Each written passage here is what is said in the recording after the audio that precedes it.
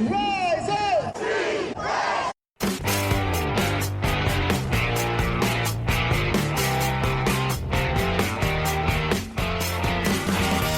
This is the Rise Up See Red podcast, all about the Arizona Cardinals and the NFL, featuring insider and outsider perspectives. Enjoy the best hour of Cardinals talk on the web. Now here are your hosts, Jess Root and Seth Cox.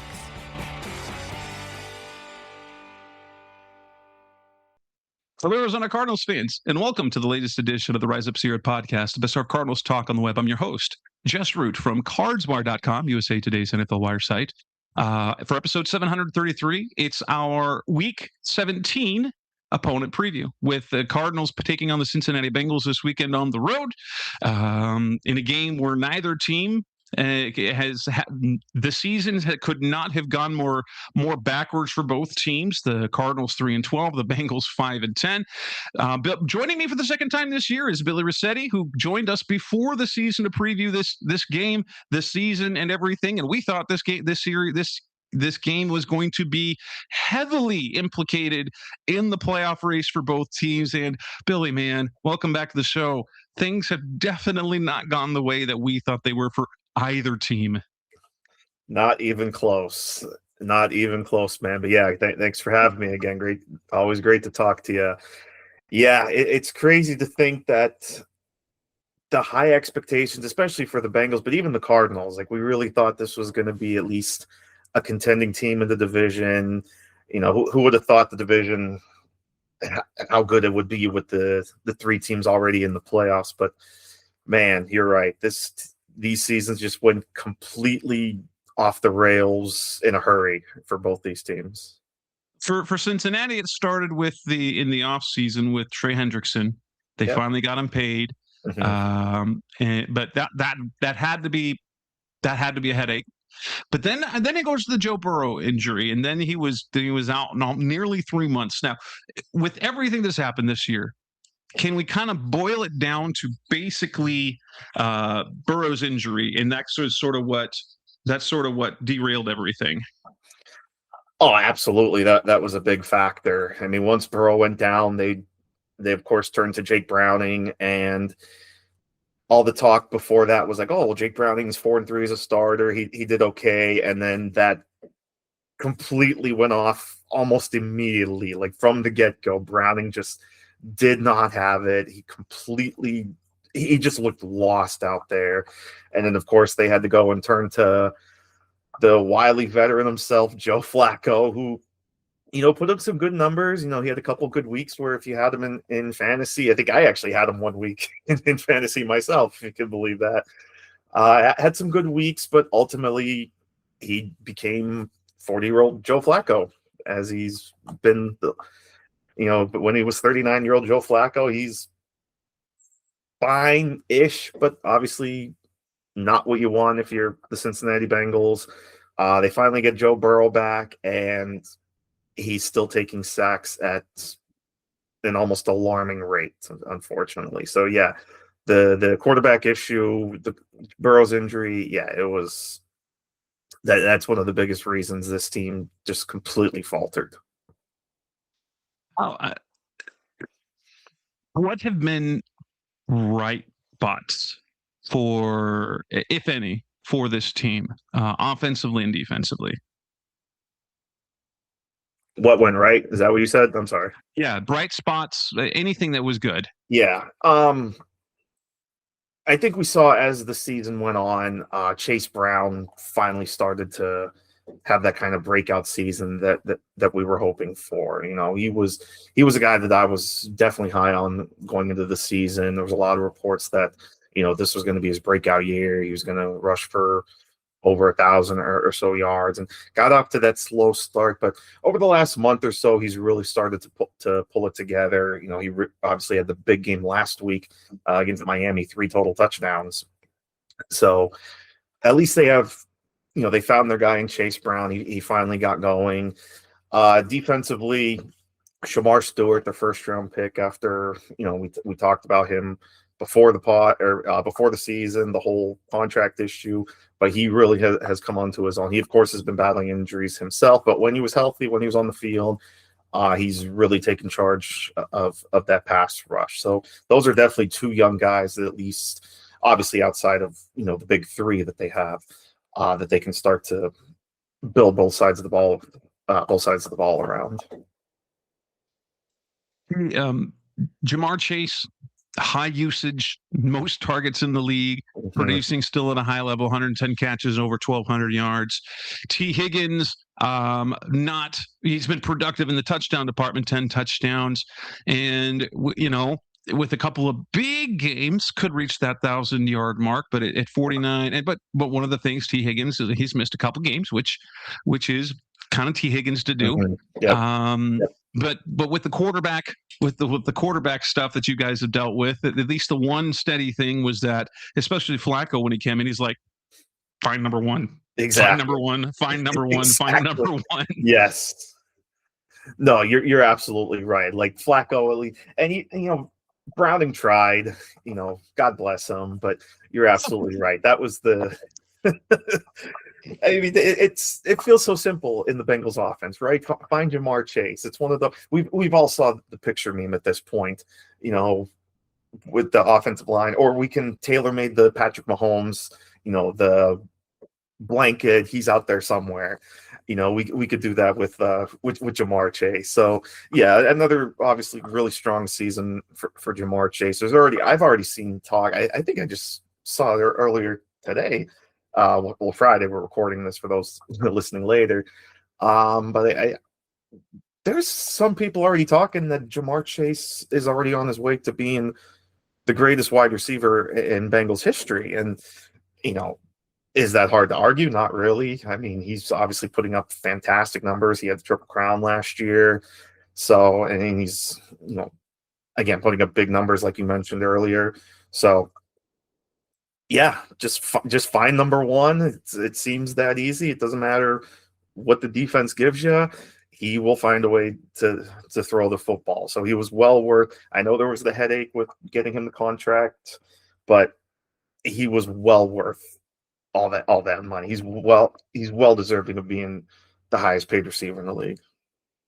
What can you say though about what happened with Trey Hendrickson in the offseason, and then the injury plague season that he has had? Now, in fairness, good work, Hendrickson, for at 31 years old, getting that bump in pay in a year that to give you the security. And it's not like he wanted to get, I know this, but I am 100% for players using any leverage that they have to get paid, because the owners make money. Now, it is unfortunate that the year that he gets that raise, that he gets through that, they have the contract dispute, he's only played in 7 games.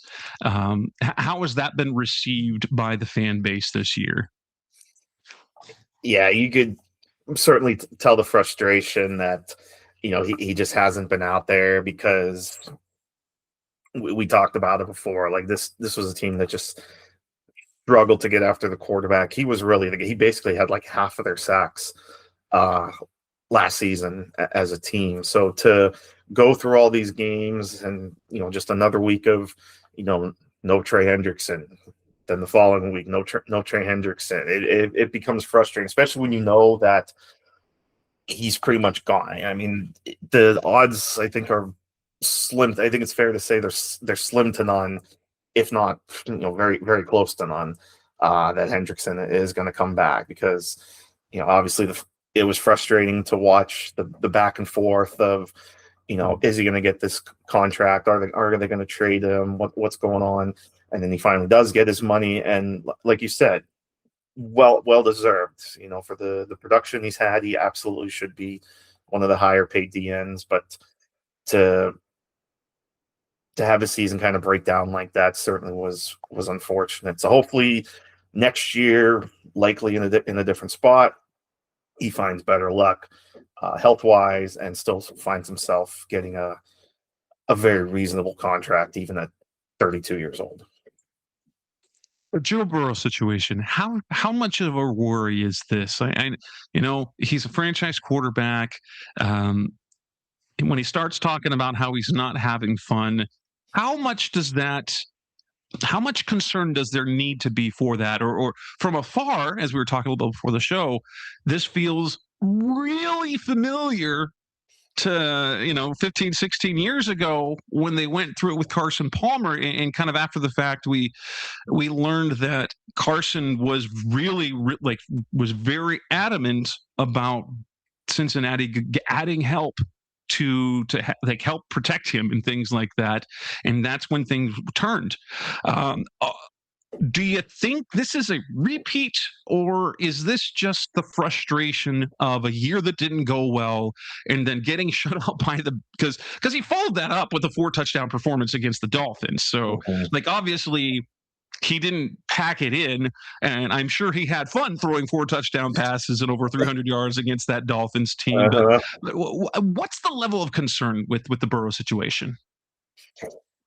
Yeah, I think there's definitely concern in terms of how much can this guy continue to get beat up? Do you worry that this is you brought up the Carson Palmer situation, which I think is very relative, or even a little more recently, do you start comparing this to like an Andrew Luck situation where the guy just starts getting so beat up because they don't take care of his offensive line, and he's just like, all right, I've had it. Like I made enough money, they gave me a big contract. I'm good. I can't take this. I've got a whole life ahead of me. I can't keep doing this. But on the other side, obviously the Bengals have so much invested in him by giving him a contract worth $55 million. Only one quarterback has a higher annual average than Joe Burrow. So the investment is there. I get all the speculation. Oh, the Jets have all these first-round picks. Could they make a play? But how much better is that going to be? Burrow doesn't want to go to the Jets. I think he would. That's no better situation in Cincinnati. Yeah, I think he would retire the second that trade is announced. That's the same thing with Kyler Murray. I'm like, I want Kyler Murray is one of my favorite players right now, and so regardless of what happened this year, I'm certain he's out of here. I'm like, don't go to the Jets. Don't. That will ruin you. It ruins every quarter. It ruins even Hall of Fame quarterbacks in Aaron Rodgers. So don't go to the Jets. They are a bad franchise. You can't go from the Cardinals, as bad as the Cardinals are as a franchise, the Jets are no better. The Jets are no better. If you're going to leave Cincinnati, don't go to the Jets. If you're going to leave the Cardinals, you're not going to improve your situation.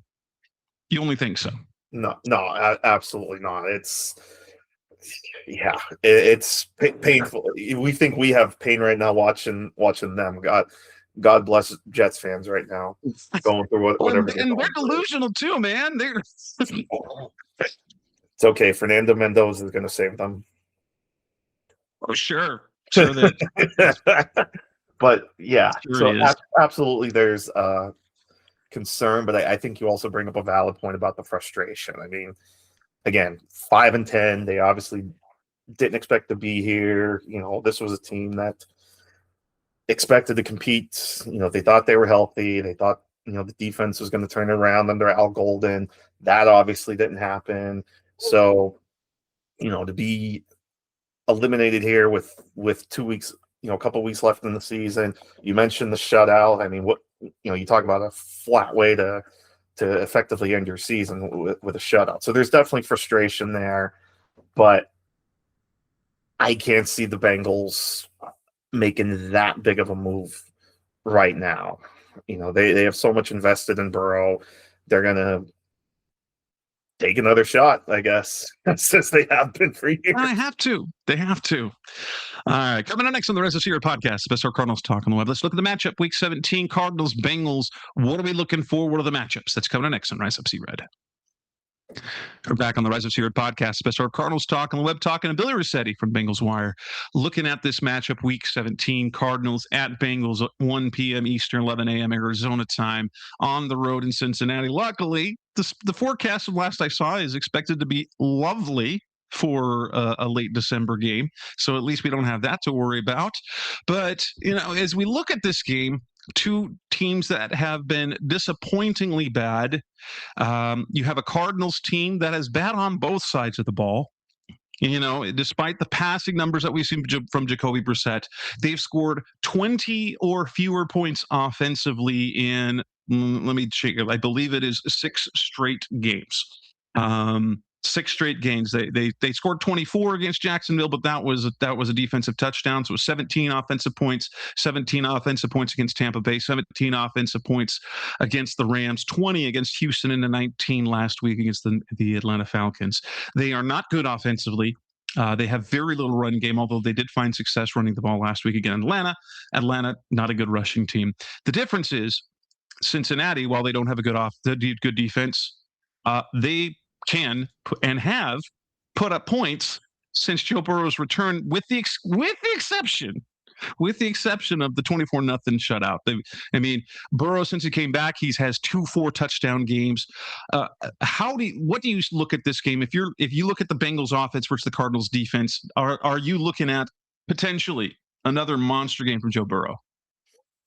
I think you have to, right? I think this is a matchup where you really have to feel good for the Bengals offense. They're going up against really what has been, and I'm sure you agree with this, one of the more disappointing units in the entire league in this Cardinals defense. This was I especially after the Walter Nolan pick, and I know he's been banged up and has missed some time, but I thought this was going to be a unit that would play much better, but unfortunately between injuries and I don't know if coaching's an issue, it's unfortunate because this is Jonathan Gannon. It's supposed to be Jonathan Gannon's baby, but yeah, I think if you're Joe Burrow, I think deep down you're kind of licking your chops here. You're excited for this matchup.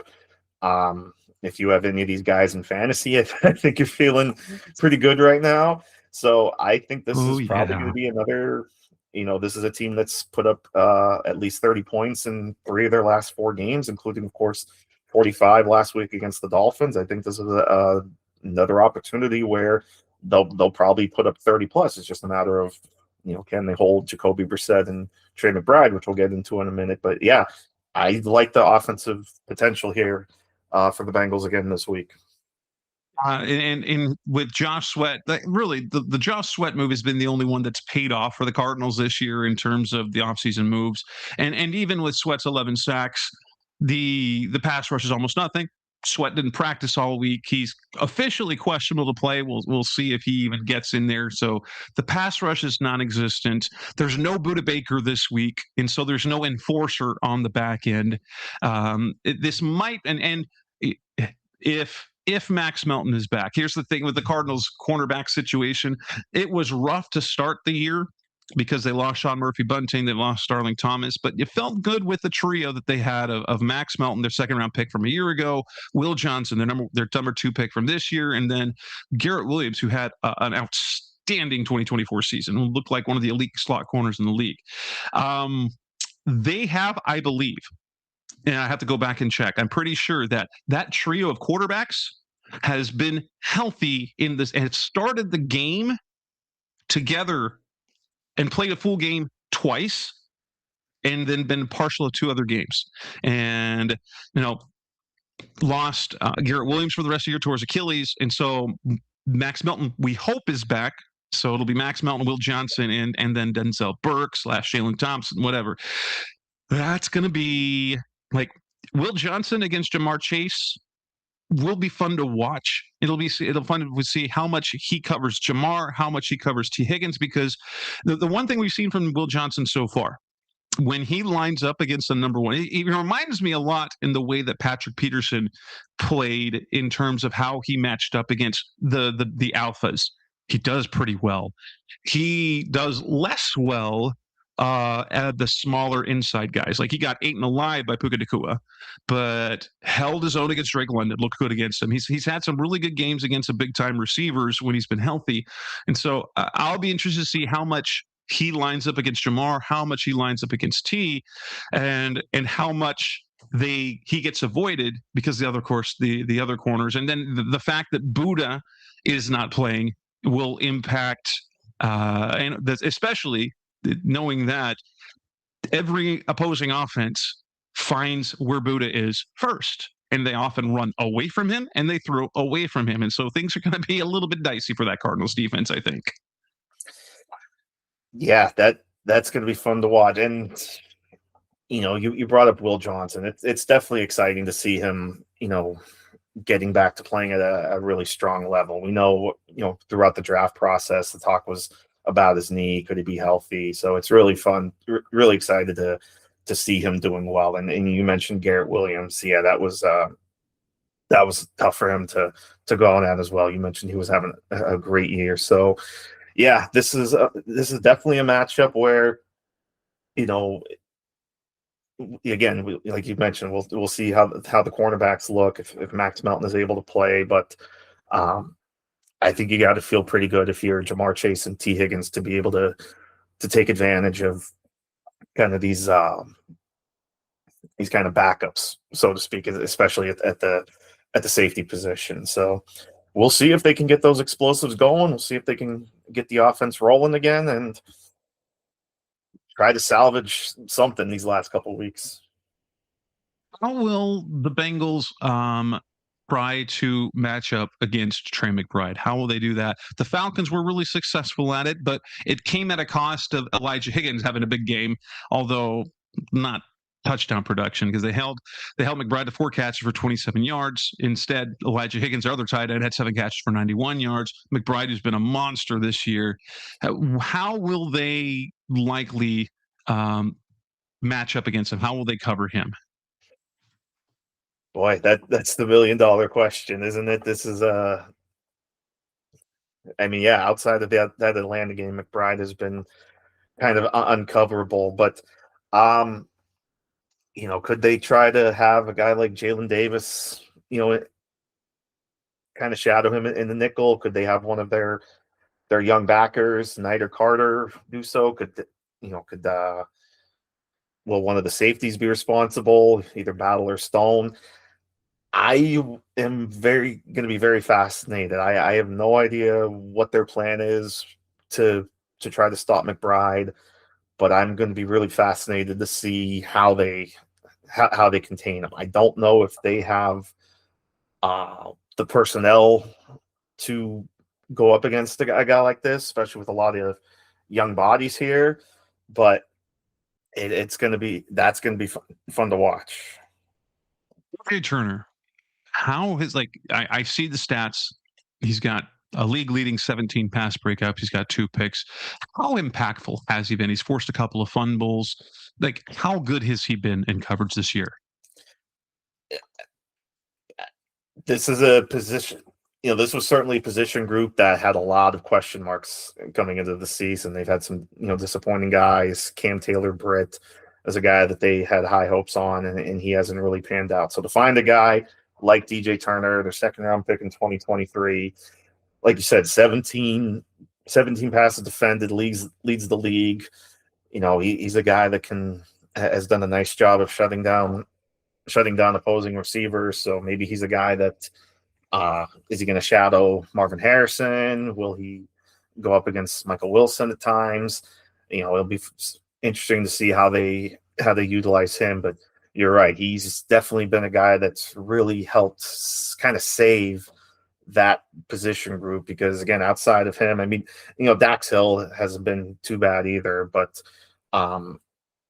this is a team that's really been trying to find an answer at the cornerback position for a couple of years now.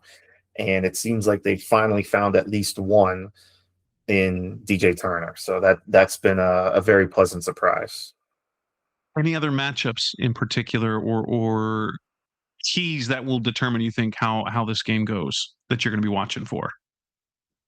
Yeah. I mentioned the defense, the secondary against their receivers. Really curious to see if the Bengals are going to be able to get any kind of pass rush on Jacoby Riccette. A guy.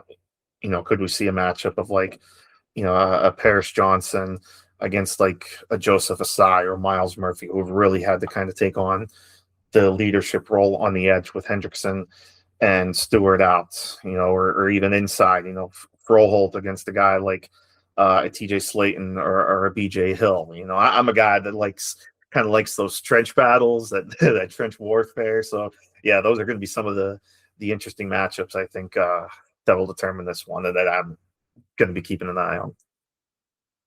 On our next on the Rest of C Red podcast, the best of Cardinals talk on the web. Let's move on, make our predictions, our picks, talk more. That's coming up next on the Rest of C Red. We're back on the Rise Up C Red podcast, the best of Cardinals talk on the web, talking with Billy Riccette of the Bengals Wire as we look at this Week 17 matchup, Cardinals at Bengals. And well, let's talk about it. What do you think is going to happen in this game? How bad will it be for Arizona, or will this be more competitive than you anticipate? It's a 7-point spread, as it has been basically all week. Expecting a high-scoring game with the total projected at 53.5. How do you see this playing out? Yeah, I think that's pretty fair, because we talked about both defenses and how they've been obviously pretty shaky all throughout, and both offenses, I think, when they get going, can definitely put up some points. We talked about the Bengals earlier, how I think they're going to be able to put up points, but I think the Cardinals are going to get a couple in there as well. I think Trey McBride is going to bounce back. He'll